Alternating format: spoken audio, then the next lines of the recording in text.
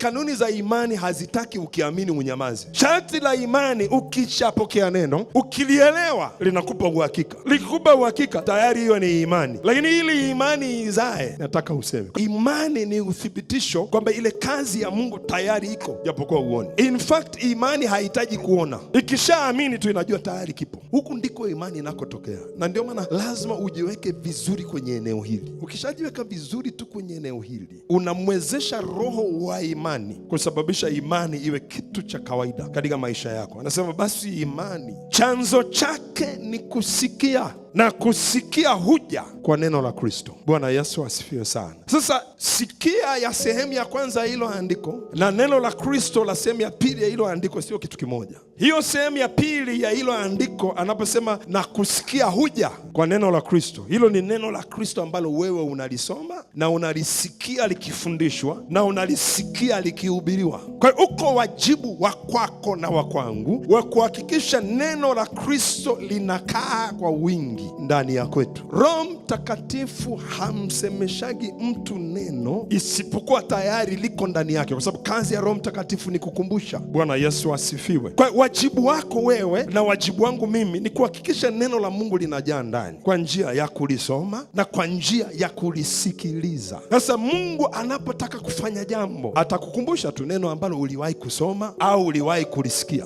na sio anakukumbusha tu, anakukumbusha na vile vile anakupa uelewa wa lile neno. Alafu ghafla unaanza kuona mahusiano kati ya lile neno na hitaji ulilonalo. Alafu ukishaanza kuona ule uhusiano kwa namna ambayo mimi mwenyewe huwa nashindwa kuelezea, imani inakuwa tu automatic ndani yako. Unamwamini tu Mungu.